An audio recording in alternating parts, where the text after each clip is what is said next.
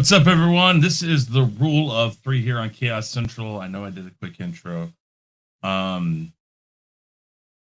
been a weird week, guys, and we've talked about JJ a lot, and we will be continuing that for a while now. Maybe not as much as this week, but we will always remember him on this channel for sure. But on our other streams that we do,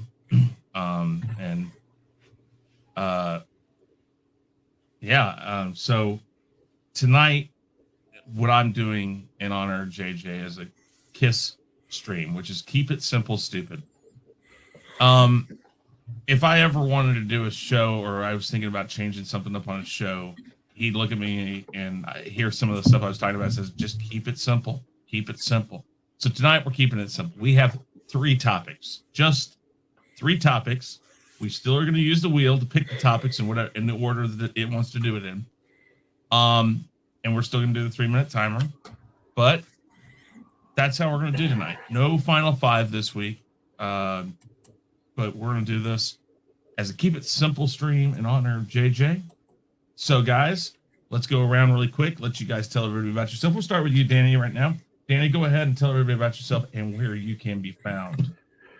Well, I'm Danny here, K Comment Chat. You can find me Monday nights here on Chaos Central. My show is the Chaotic Conversation. And, of course, last night on Nzo's show on Tuesdays, 9 p.m. Eastern Standard Time for all 3 of our shows. And, of course, right now as we speak, we're on the Rule of 3. You can catch me on Saturday nights at 8 and Sunday nights at 8:30 p.m. Eastern Standard Time on my channel. We'll be doing the roundtable for Hawkeye. We're doing episode 3 this upcoming weekend. And, of course, earlier that day on Saturday, 4:30 p.m. Eastern Standard Time, you can catch me, Nzo, Chris, and Roberto as we go over the current landscape of the NFL and the NBA. All sports talk. So please check us out if you get opportunity. Thanks. Nzo, go ahead. Unmute yourself. Oh. Damn, I was muted. My bad. What's up, guys? Biggaford Entertainment, as you know. Later on tonight will be the OOC. Not sure what the topics will be. We'll discuss a little bit of JJ and see what else happens after that. I'm also going to have, panel talk and stuff like that. So, man, I'm ready to get this show underway. Let's do it. All righty. So, let's get the wheel up right there. Make sure I'm sharing sound. And here we go, guys.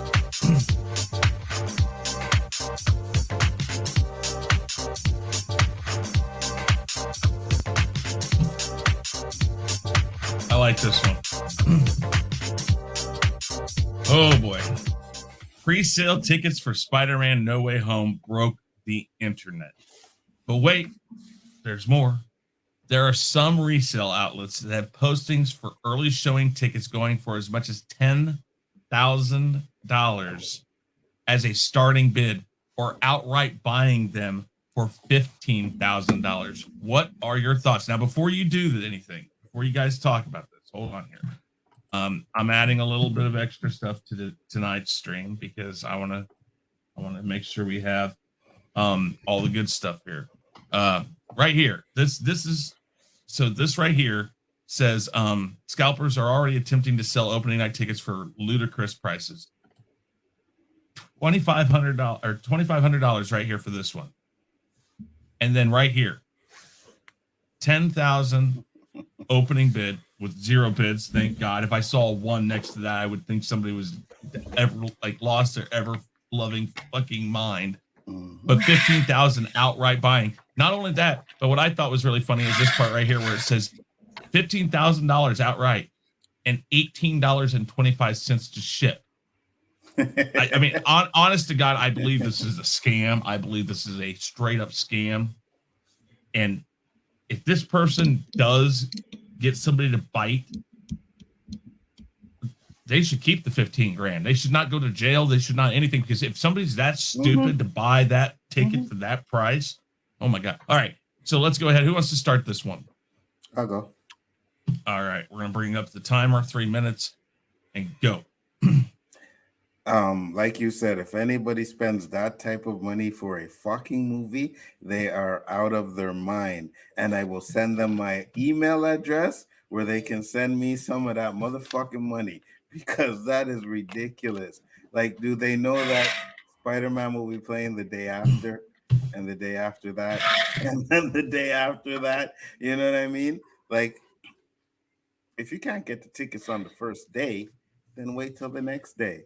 You know what I mean? Wait till the day after. But there's absolutely no way that I would spend any more money than the price of a ticket for a movie. You know what I mean?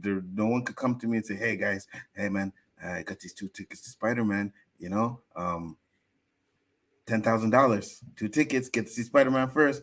I'd be like, get the fuck out of here with that bullshit. Absolutely not. I just think it's really dumb. But hey, man, if they can get away with it, then go so be it, right? Someone asked if scalping is against the law. It is. But if I get tickets and I sell them on eBay, is that same thing as scalping? Is that against the law? I don't know. I think scalping is more or less you at the actual place where it's at, doing the Right. actual event and trying to sell it. I'm not sure about online, and that's a little different. Horse with a different color. But if you Right. outside the front of the Beyonce concert, and yeah, that's scalping. You would go to jail for that. Exactly. So I don't know if doing it online is, but if it's not, hey man, I would have fucking picked up a bunch of tickets and sold them online. But just to let you guys know, all you people that are selling them or buying them want to buy these tickets for 15K, we got a whole bunch of theaters here in Canada that are not sold out. So I can purchase the tickets for you for $30, and then you can forward me 10 grand and you'll get the tickets. I'll make sure you get good seats and everything. You know what I mean? VIP treatment if you guys want to pay that price for it. VIP, I got you. But at the end of the day, I just think it's dumb. And if anybody buys that, then they're stupid. 100%. Yeah. Else? Yeah, that's it. Okay, cool. All right. Danny?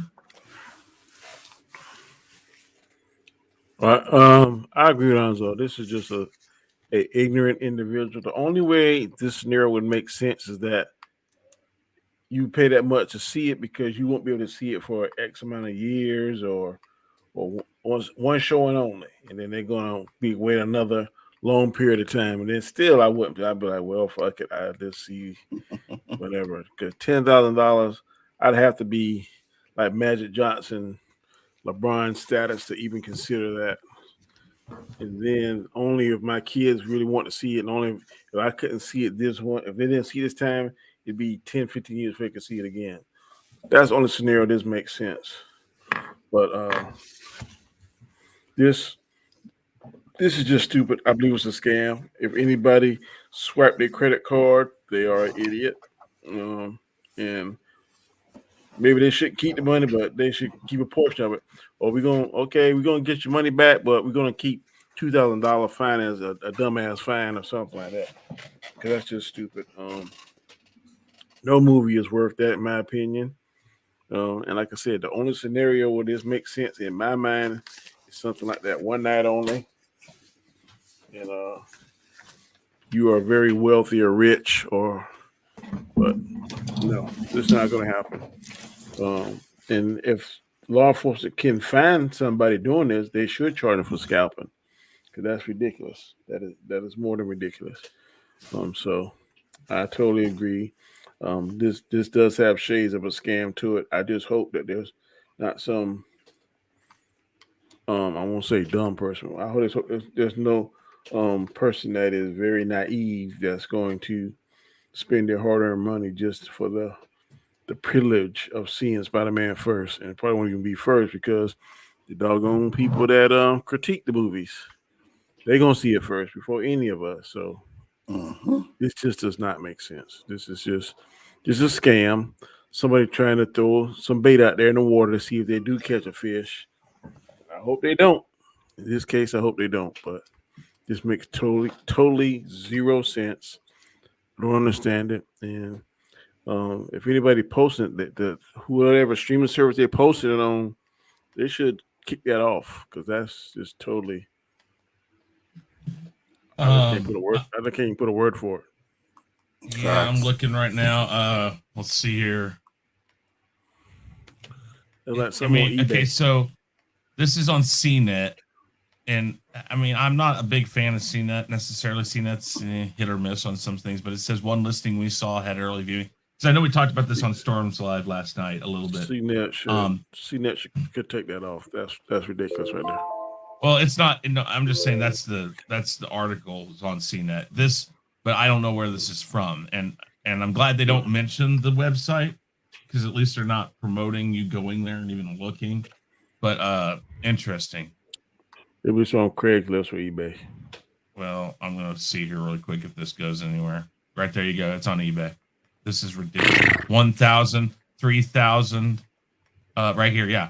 This is Spider-Man No Way Home ticket, early viewing, December 16th. Which, by the way, I'm going at 3:30 or 3, something like that, on the 16th. You know how much I spent for 3 tickets? I spent regular price, $5 because it was tax. I had to pay taxes. So I think because I still have some free tickets on my thing because in order to keep me throughout the pandemic and pay it, they promised free tickets every month that you went until they opened. So yeah, I've got all sorts of fun stuff. Yeah, $15,000. This is Parker, Colorado. I mean, really, and again, shipping. Why are you going to ship it to me? Because these tickets aren't to go anywhere. You don't go to just any theater and say, "Oh, here's my $15,000 Spider-Man ticket." Right. Okay. All right. This is going to sound pretty racist. What I'm about to say, but I'm pretty certain that this is a crime targeting white people because there ain't no black person I know going to be this damn stupid. Facts. I'm just telling you. Facts. This is the whole like horror film scenario. No black person in their right mind would ever open that door in that house. Don't take this but I'm telling you, I've been one for 51 years old. I don't see no black person that I know fall off that trick right now. I agree. There is some stupid white person that's going to think, well, I can't get tickets because you didn't look hard enough, obviously, because a blind person walking down a dark alley saw tickets for less price than that. Okay, I'm gonna take this another way, and then when we do our 3 minutes, we can talk more about this. I think the last time I heard about a movie breaking the internet on pre-sales was Endgame, wasn't it? Yeah. So I mean, let's go down that road. What's going on, Guys Guard? Good to see all you guys there. Make sure you share that out the stream, by the way, please, guys. Share it out there. Let's get some more people in here. But yeah, Endgame broke the internet, and now does that guarantee this $1 billion? I mean, because we've talked about this movie, and we said this for a few months now that this is the movie we're all looking to, because if any movie is going to pull people out of their houses into the theater and make that money and that quick money we were used to seeing, it's going to be this movie, I think. And again, with the way they're presenting it, and I have not heard anybody but myself say this, so I will put that out there. This is my theory, that this is a part 1 of 2 parts, and part 2 will be Multiverse of Madness and the Doctor Strange movie. And if they are presented in that form, and this is a cliffhanger at the end, it's basically a lighter and newer version of Infinity War and Endgame. That's basically what these 2 movies are going to be like. And so this is, I think a lot of theaters are banking on this. And if I'm a theater operator, I'm glad the internet broke with this, because it tells me that this movie has a chance. And the first movie that cracks that $1 billion or gets close really quick, it's a domino. It's going to continue to fall down, and more movies that are of that caliber will be able to get to that quicker and quicker. I don't believe that. Well, I think it's a step in the direction that theaters and movie studios want. Let's talk about that, though. Is internet breaking, a sign that this movie is going to be the first $1 billion movie since the pandemic. I think it'll make $1 billion, but the only reason I think it's going to make it is because one, Spider-Man is the most popular and recognizable Marvel character, and two, we already said it. The top three in global recognition is Superman, Batman, and Spider-Man. So that's the strength of his already global recognizability. Well, that ain't even a word for being recognized all over the globe is helping us. Not to mention the genius of Kevin Feige and marketing and get stuff to a fever pitch. I think that is it. That did make it big, but a movie behind it not necessarily going to make it unless it's one of those two. Because they just don't have. I don't think if this make $1 billion, I don't think that's going to necessarily mean that Multiverse of Madness, Doctor Strange 2 will make $1 billion. I don't think one is exclusive. One is going to pull the other one, so to speak. I think this may make it. But I'm not sure about Doctor Strange. I think it'll get close to $1 billion. I'm not 100% sold on it making $1 billion yet. It's going to have the highest grossing opening weekend of all time. That's of course, but now it has to have legs, and I don't know. I don't know if people are still going to be flocking to the theaters like they used to do. My faith is in China. I think China going to push it over the top. Yeah, if it's well received in China, I can agree with that. I just don't know how China's going to receive this movie. Yeah, I mean, again, I think this is getting the same 45-day grace period that Shang-Chi got. I think that helped Shang-Chi. I'm not sure if it's helping Eternals. No, Eternals is like nobody's even talking about that now. So I don't. Which is weird because I mean, what I saw, I didn't hate the movie. I just don't know if. I think that is truly Marvel's first official flop. Well, based on what I've seen. Yeah. I don't know what the box office was, but if you're talking about flop about a lot of people not liking it, absolutely. I think based on the movies that I've seen, it seems to be the most unlike Marvel movie. Based on what I've heard. What do you mean unlike Marvel movie though? Like people don't like it. The fans, the MCU fans don't like. I mean, you hear a lot about Thor 2 and Thor 3, but I think this has replaced that. Well, you got to remember that. Well, right now, the Wolverine, and I know I'm going in a weird place, but Marvel's worst. Marvel's worst. Close to that too. Eternals have made 300 million so far, and the first Hulk movie made 132. Talking about the one Ang Lee or 130? Yeah, the Ang Lee one. The Fantastic Four, Rise of the Silver Surfer made 131. Ghost Rider made I don't think those are MCU movies though. Well, okay, so are we talking about MCU? Let's see here. We're talking about MCU movies. Yeah, just MCU movies. There we go. I'll see here the 24, the lowest grossing. All right, so far, disable my ad blocker.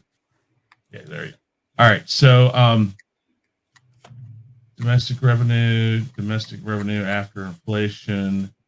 Right now, the Incredible Hulk is the lowest at 175 million. So right now, right now, Eternals sits at number 16. Right now, it is 3 million over Captain America and the Winter Soldier. Black Widow is only at 270, which I think Black Widow is a better movie than Eternals is. You saying Eternals being more than the Winter Soldier? That's what I was about to say. Right now, because I just looked it up here, Walt Disney is reporting that Marvel's Eternals has passed 300 million worldwide box office revenue. And if that's true, box office revenue, Captain America and Winter Soldier was at 297.9 million. So it is 2.1 million over that mark. Again, That if seems you want to off. go, and that's with inflation, that's domestic revenue. So there's the thing, domestic. Okay, here we go. Global rankings. Let's see here. Okay, there's where I want to look at. So believe it or not, okay, the Incredible Hulk is 263 million. So right now, that puts Worldwide, the Winter Soldier made over $700,000. yeah, that's why I went down a little further and found worldwide. Yes. But so right now, Eternals is 23. 24 would be Incredible Hulk, and I don't know where Black Widow stands. Hold on, let me look right there. What is it?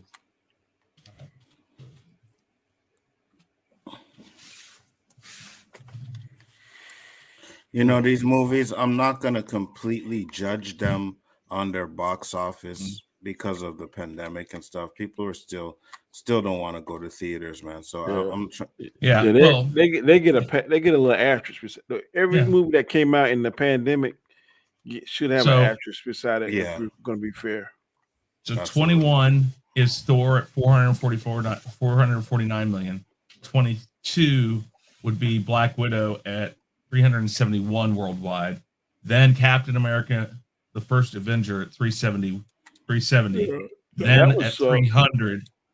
Then at 300 would be Eternals right now, and then the Incredible Hulk. So right there's one of our answers to our final five. We'll get that out next week.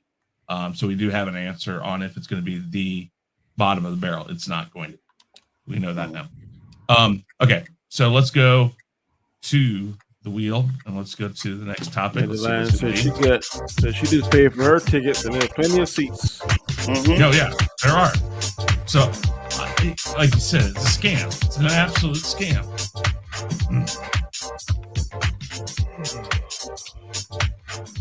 All right. Jesse Smollett's lawyers are standing by the story that Smollett originally told, that he is a victim of a homophobic, racist hate crime. Do you believe him, or does the Chicago PD and prosecutors have a better case? I'm going to bring up this one really quick here. So they're still sticking with this as him being a real victim. And I'm not going to read all of this, but the problem is that even the chief of police at the time, who really wanted to find these guys, has come out and said that it was all orchestrated by Smollett. And this is a black man. And I'm not saying that black men won't put other black men down and things like that. I'm not saying that doesn't happen. But he even said he felt betrayed because he really thought that this was a hate crime.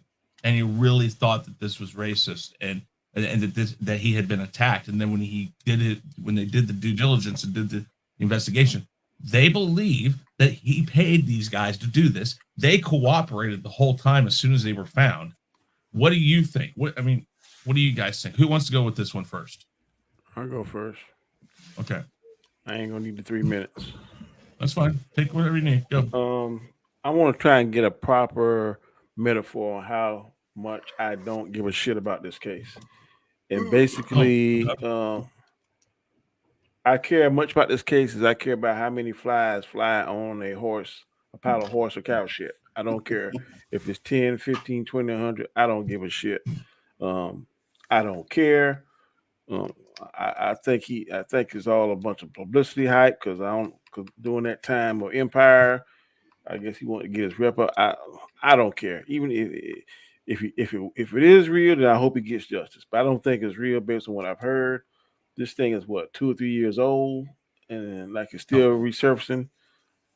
I don't care. So all right. I don't give a shit. Okay. Nzo? Hey man, I remember the case. I don't remember all the details of the case, but I already know that the dude was lying, and I think most black people knew he was lying and shit. You know what I mean? So, hey man, if it came out that he was telling the truth, it would be a shock, but I don't see that happen because, like you said, they did their investigation, and I remember hearing about those guys actually coming out and saying that He paid him. they paid him. He paid him. So for him, and I guess being going into the courts and all that stuff, you're gonna have to say you're innocent. You can't, yeah, I did it. You know what I mean? But I think this is wasting people's time. Perjury. Well, yeah, that's true. Absolutely perjury. But but it's just wasting people's times and taxpayers' money to have to go through all of this bullshit because someone wanted to get more recognition on his TV show or wanted to be more popular or maybe seen that he wasn't getting a lot of the roles that he thought he should deserve and figured, hey, maybe if I start a scandal, my name will get out there, people will be sympathetic, and I'll get more money, I'll get more roles or something like that. And at the end of the day, man, I'm just like, listen, what he did was cried wolf, and it's going to hinder a lot of the other real situations out there that are going to happen. People are going to be like, oh, is this going to be another Jussie Smollett thing or something like that? So I think it was really bad what he did. And yeah, man, I don't know what they could do for him if they find him guilty, because he's the one that's going to court, right? It's against him, right? Yeah, it's against. Right. This is the prosecutors going against him now. Yeah, more or less, like filing a false police report or something like that. Right. Yeah. Or fraud. I guess you can kind of classify it as fraud. Hold on, I'm looking up what he's actually charged with. So, whatever it is, he's a celebrity. He'll get a slap on the wrist, a fine, community time. Probably won't see no jail time for this. So, I mean, at the end of the day, it doesn't really, really matter. You know what I mean? Does this shit really make a difference? I don't think it does. If you get in front of the wrong judge and he get caught on that line, and instead of lying, and they find evidence that he is lying, he still professing his innocence.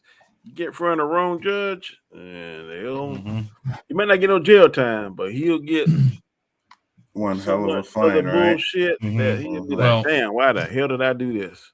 Well, right now, hold on, let me see here. Not to mention it could hurt his career, because who gonna want to work with him if he's doing stuff like that? Oh, I think his career's already hurt. It's so. like that Ray Fisher shit. You know what I mean? Already. So. Yeah. Let's see here. Okay, so right now they're saying that they spent $130,000 on overtime for this case when he filed this police report. So he's charged with a class 4 felony, which is filing a false police report, which carries a maximum sentence or maximum, or is it minimum? Let's see here. Maximum sentence of 3 years in prison. So he's looking at 3 years and $150K in fines, probably. I mean, I'm with you guys in the sense of, I think he did this. I mean, I don't know what these guys would have had. I mean, listen, I understand it wouldn't be the first time that people say, oh, he paid us, he did this, and they're doing, but they went through all this investigation with them, and they didn't even mention that they had these guys up front. They said, we're still investigating. And then we started getting these little whispers about, no, this is all set up. And I mean, the things he said that happened to him, it just seemed really weird when he told that story of, like, they came and they threw a noose on me, they put bleach on me and all this stuff. And it's like, I'm not saying that would never happen. I'm not saying that. It just seemed really weird because he lived in a pretty decent area of Chicago. And the first thing I said when I heard about this is like, well, I'm sure they're going to find every camera in a 10-block area and they're going to look. And that's what they did. And they found, they saw this stuff, and they saw that he literally met up with these guys right there in the streets and stuff. Yeah, it is an unfortunate thing, because I think that even the police chief said, listen, this diminishes certain people's view on hate crimes. They're going to say, well, Jesse Smollett lied about it, so what says this guy isn't lying about it? And right. that does 10 times the damage than anything else in this. I mean, no matter what he's charged with, no matter what ends up happening to him, he has fundamentally changed how people look at this stuff. This is the same thing as women who cry rape or this other stuff, and then it turns out that didn't happen. It hurts the real cases, and we know that these cases happen. This stuff happens to people, and now there's somebody out there that when they hear about it, they're going to think, well, maybe this isn't real, and that doesn't help anybody. That's the real problem here, and you're never going to be able to charge the guy with that. All the damage, there is no amount of money, no amount of jail time that you can actually put on this guy for the damage he's done to racial crime. And that's the real sad story of the whole thing. I think we've said everything we really have to say about this, unless you want to talk about it for a little bit longer. That's up to you. No, I'm good with that, kid. I'm good with that. No, thank God. Very good. All right, so I'll just I will go back here and I will show this, and we're going to get this one out and that one out. And this one is Kathleen Kennedy has signed a new contract to remain as Lucasfilm president until 2024. Do you think that this will help properties like Star Wars and Indiana Jones, or will it do more harm than good? I'm going to bring up this. Where is it? Right here. Basically, this is Kathleen Kennedy's contract as Lucasfilm renewed through 2024. And it talks about the fact that there's already issues with Rogue Squadron director Patty Jenkins. So obviously her and Patty Jenkins are fighting about something. And, so we see all this. We've heard problems on the Indiana Jones set. And then, so, I mean, really, what do you think this means for Lucasfilm in general? That's kind of what the question is. Who wants to start this one? I'll go. Okay, 3 minutes go. It means that we are stuck with shit Star Wars for the next 10 fucking years, or however long her contract is. The problem I have with her is that she doesn't let the creators create, you know what I mean? And at least this is from what we hear of, right? I don't know this stuff is absolutely true, but you take it with a grain of salt. And I believe that she just wants things done her way.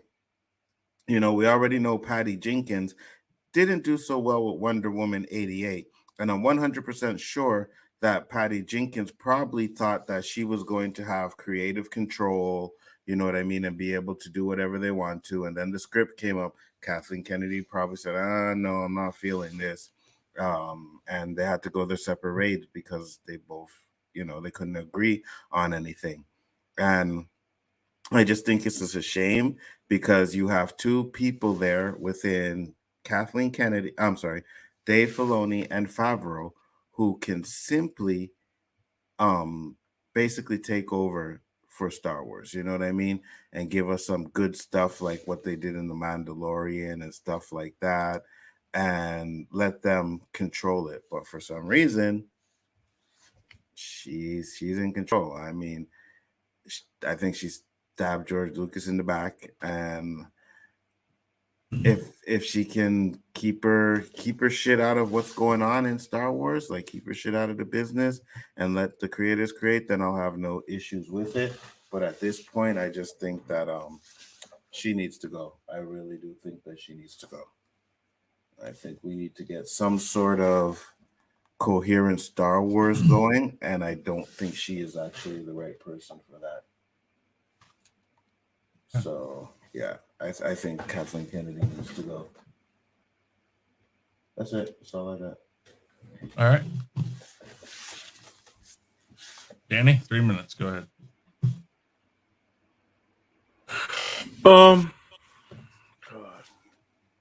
I think it's possible.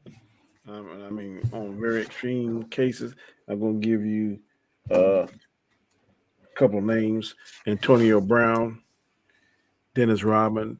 On certain teams, or when they got in so much trouble, and teams just couldn't deal with them, they finally got somewhere or got someone that could handle them, and they see that their careers or something was possibly, if they didn't do right, this might be the end. If she has any sense, she has heard and recognized all of the negative um,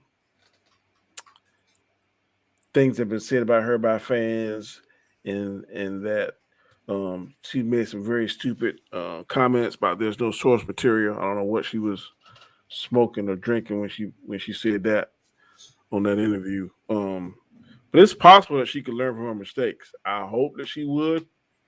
Is it very is it doubtful at this time? Pretty much because the only way she's gonna be able to redeem herself is that she lets Filoni and Favreau do what they do. Don't interject too much of her stuff, and sit back and learn and listen. Um, I will always say this: her movies were profitable under her tenure, whether you want to believe it or not. They were profitable movies. I'm not saying they were good movies. So just because something's profitable doesn't mean it has to be good. But maybe the same way the people that initially went with that Sonic the Hedgehog and they listened to the fans, made the necessary corrections. So maybe this contractual re-up, she will listen to the fans, listen to somebody say, "Hey, Catherine, hey, I know you the boss, and I know you run this, but nobody really liked your stuff. You, the movies made money, but only because of the strength of Star Wars, not because what you produce or what you allowed to be produced was a hit. So sometimes people can see stuff. That's kind of how I learn stuff. I'm a numbers guy, and I see stuff, and you come back and show me, hey, look, Danny, when you did this, this, and this, it didn't work. When you did this, this, and this, it did work. So maybe John Favreau, I believe he has a way with talking to people. I don't get that vibe from Dave Filoni. I think Dave Filoni is the knowledge behind it, but I think Favreau is a know-how. So maybe, just maybe, if she listens to them, and I hope for the sake of Star Wars fans, that this next three movies will be so much better than the last three. So I'm gonna be optimistic and hope that she learns her lessons. But right now, I don't know.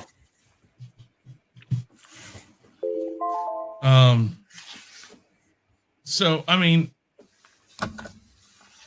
she's obviously a problem. I think if somebody could just tell her, listen, you're the president, you're not the lead creative force.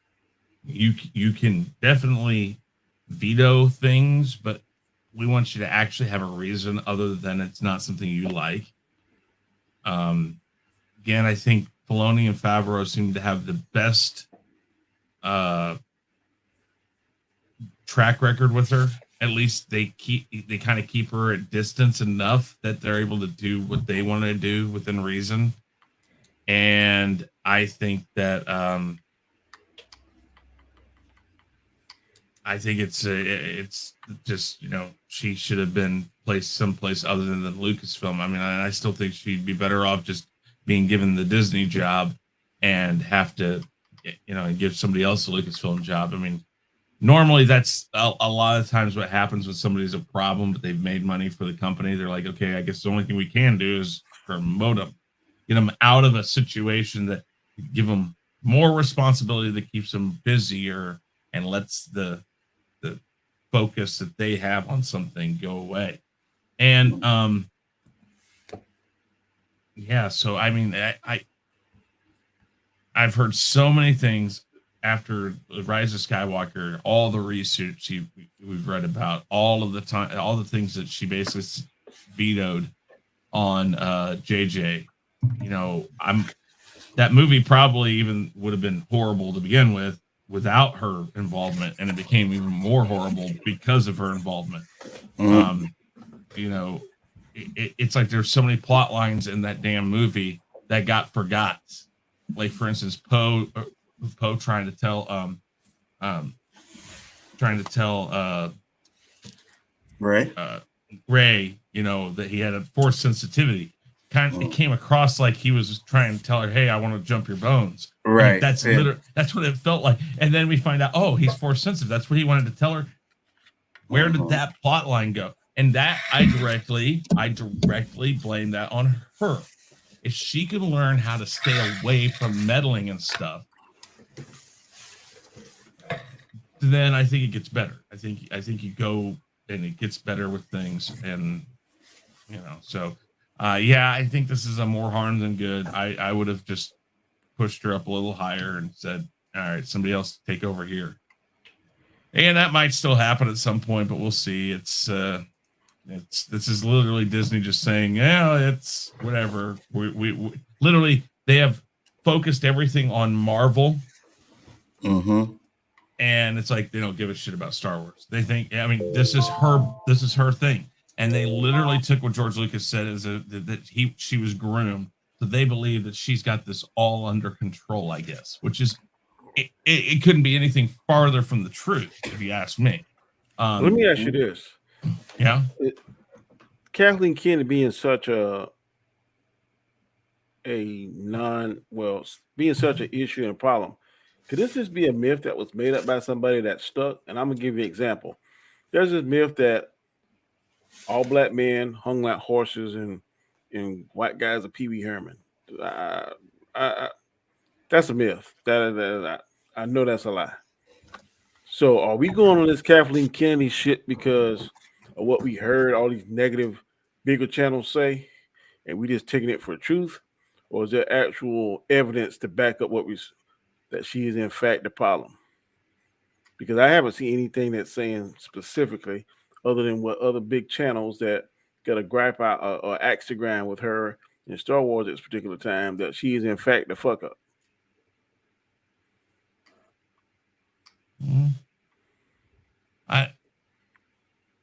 I don't know. I mean, I just think that she's made money. That's why she's still there. We know that. That's the reason. You can't take that away from her. But the problem is if you keep doing the things she's doing, eventually it's going to blow up in her face. And whose fault is that going to be? It's going to be hers. But is she going to be blamed for it, though? Is she really going to take the heat? Because other people underneath her have had to take the heat for years now. There have been people fired underneath her, and she's literally somehow walked away unscathed because she blames everybody else. All right, let me use another example. Okay. Kaepernick, and I'm not getting into the argument, but he was ran out kind of sort of because he was hurting the bottom line of the NFL. Is that true? Nzo Chris, is that true? The owners kind of drummed him out because he was hurting the bottom line of the NFL because they heard and listened to the fans saying, if y'all keep Kaepernick, I'm not going to watch football. Did y'all hear that same thing? Yeah, I heard that. I'd heard that. Okay. Now, Bob Iger had to hear the whole damn world saying that Kathleen Kennedy is fucking up. And even though she is making money, he essentially, based on what I heard from Star Wars fans, she hurt the bottom line of Star Wars. Yeah, she made some profit, but if she would have listened to the fans and do more of what they wanted, the profit would have been even more. So does that not make sense?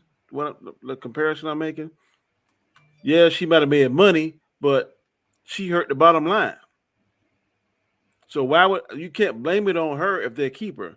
I put more of the lion's share of blame on Bob Iger because he's her boss. And if somebody has hurt my bottom line and I'm the boss, if somebody fucking up on my division, I talk to them. And if they keep fucking up, guess what? I get rid of them. Yeah. I mean, that's all right. Yeah, but I mean, did she really affect the bottom line when most of these movies made over $1 billion though? I think she did. I think them Star Wars. I think all three of them Star Wars movies would have probably made $2 billion if they was hot and fire. Maybe. All right, guys. Real quick here. Instead of the final five, I thought we'd do this. Bonus topic. You have 3 minutes to pick one of your favorite memories of JJ. Only one. Tell us what it is and tell us why it's your favorite. One of my favorite moments is whenever JJ is smoking pretty good and he start giggling every time he say something. That used to crack me up. Because somebody would sound like they dying, but he would always be giggling, and I thought, damn, JJ high as hell. He started that man giggle shit. So that always amused me. For me, it would be when JJ came to my defense, never asked him to. I was in the backstage with LDG, and me and LDG. No, actually, it was on a stream. And me and LDG were just talking Star Wars versus Star Trek, making jokes about ships. And I'm like, Star Wars is 10 times better. And then Captain Trek came in and called me a name and started cursing me. And JJ found out. JJ was like, yo, what the hell happened on the stream? And I told him what happened. And JJ's like, all right, watch this. And next thing you know, JJ had a stream going and JJ was cursing him out. Like, what the fuck is wrong with you? Don't ever say that shit. And yeah, I'll never forget JJ for that because I never asked him to do that. And he took it upon himself to defend me. Yeah, I want to say one quick story. I'm really not a gamer, but JJ sent me like the digital thing for Tekken, and I mean, something happened with the charge or something, and it wouldn't play or whatever. JJ got on the phone, three-way me with the people that did it. He walked me through everything. He walked them through everything. He traced back to where the mistake was. He didn't have to do any of that stuff. I didn't, and we had such good times playing Tekken and stuff, man. JJ would quietly beat your ass. And I think, did he buy all four of us, or did you already have it on? So no, he bought it for me too. Yeah, he bought. I think Guyscar, you, me, and Danny. I think. Yeah, I mean, my story actually happened backstage when we were talking one night. We talked a lot of nights, just talked, and I have applied for a job as vice president of entertainment for Caesars Incorporated. Whether or not I get it or not, I have no clue. I don't know yet. Nothing. It just says I'm still, whatever it says, still in process, whatever. And so he knew I was working on this resume of mine and everything to get in there. And we were talking one night. He says, "Hey, man, I'm just going to tell you, when you get that job in Vegas, I want you to fly us all out there and we're going to have a party." And I said, "Damn straight we are." This guy, I mean, I don't know if he just said it to say it, but that support, that not even saying, "Well, yeah, you might not get that job, but that's cool, dude. Good for you." No, this guy was talking about when you get that job, and it doesn't matter if I get it. That's not the point of this. It's just that's the type of guy JJ was. Yep. That's how JJ was. He's like, when I come to Sumter, we're gonna have a cup of coffee. He said that. I knew it was gonna happen. Exactly. If he came, I knew that was gonna happen. Facts. Exactly, and that's the thing. All right, guys.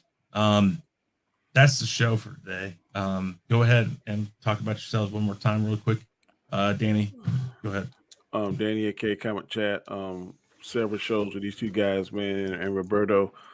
Just check us out Monday through Wednesday, Saturdays, Sundays. You'll see some kind of content, shape, form, and fashion from one of us, or all of us collectively. A couple of us. We're very interchangeable, man. We're transformers. So just check us out, man. We appreciate your support. We appreciate everybody come here and support JJ, man. He would definitely be missed.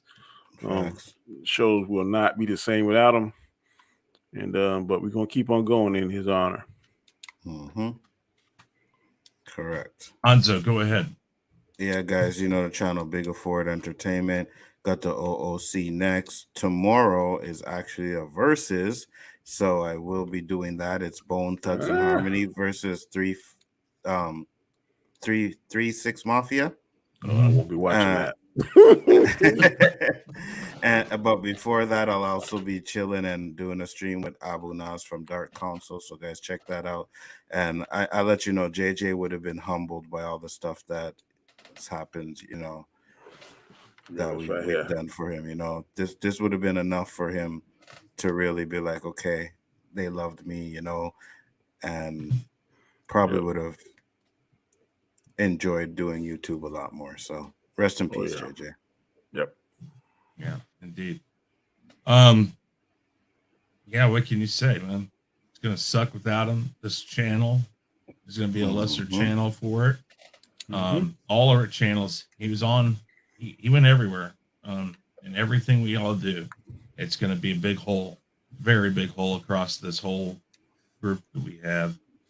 and we'll move forward. It's what he would have wanted. But it's going to take some time, and we're going to keep remembering him. There's going to be moments, something's going to happen. It's going to remind us of him. And, one of the first things I already know that I'm already thinking about is with the Book of Boba doing the round table. He would have been right there. It wouldn't have even been a question. I mean, so that's going to be it's going to be an interesting thing to not have him on that type of a round table with Star Wars. So, everybody, Shifty, Daytona, Dandelion, Mystic Shadows. I saw Sherry here tonight. LDG is in the chat. Vile Mike stopped by. Alcinator was in. Geiscar was here. Drop Shop, G Major, Darius was here. Tony Robinson, I Love Food. David was here. Jason Lee Tucker dropped in for a second. A lot of you guys stopped in tonight. I appreciate everybody coming in. Like I said, we're going to keep talking about JJ. Not going to forget him. And thanks again for sending it to me, Nzo. This is something Nzo did, and I love this, man. So we've been showing it all week. We're going to continue to show it. And one more thing. Chris said, we're never going to forget JJ, and we're not going to let any of you forget him either. No, and that's the thing. If we keep talking about him, we keep remembering him at the moments that something comes up that reminds us of him. That's how you keep a person alive. They may not be here, but their memory will always be here. So thank you guys. Thank you for helping us remember JJ this week. There's still more stuff we'll bring up. I know tonight on OOC, you're going to be talking a little bit about it. This week on Sunday on the weekly wrap up, I'm still planning on how I'm going to do it, but we're going to do a big thing about JJ since that was a big thing. He was always on. Stay tuned on that. I'll get a hold of a lot of you guys on that. Yeah. But again, Nzo right here made this video, and we've been showing it. I'm going to show it again. Thank you, Nzo, for making this awesome video. But we're going to go out with this, guys. Thank you very much. I'm Chris Knight. Real Review 3000 is my channel. Peace. Now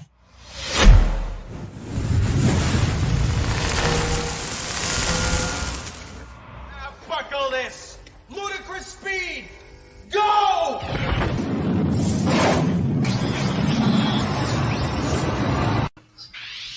What's going on, everybody? Welcome to another random movie review. I'm your boy JJ, and I got all the normal moviegoers with me this evening. Looking through my Bible, searching for a song to sing. Heard a beautiful man that passed away. So JJ, welcome back, brother. Thank you for coming, man. Tell people about your channel. What's up, everybody? It's your boy Heaven's the JJ. only place that it needs to be. And I know that you never felt pain like you feel today. Please remember JJ, aka Sith Lord, how are you doing? How's everybody today? Great to be here. Thank you. Doing great. Glad to have you. Glad to have you. Open them up. The world don't deserve your love no more. The Lord doesn't open up heaven's doors for you. Come on, walk on through. Walk on through, yeah.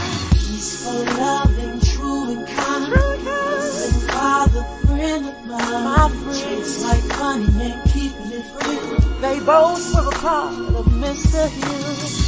Memories will keep her filled. Got a heart so genuine, so true. And he's smiling down on us now. Said he's smiling down on us now. You got your weeks today. Yes, he is.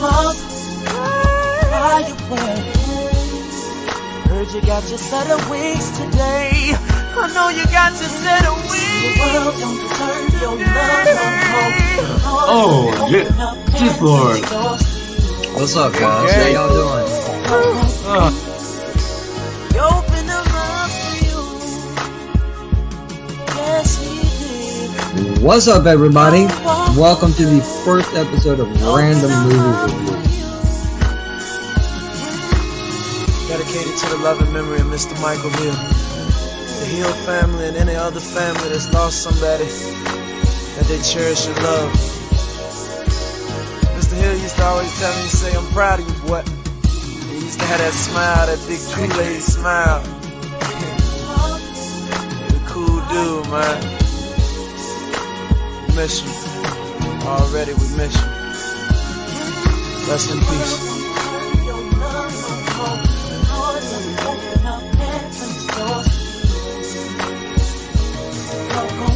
Sometimes I tweet, sometimes I retweet, sometimes I don't. It's a lottery. Come check it out. And thanks for having me, guys. I appreciate the opportunity. Open them up, fly away.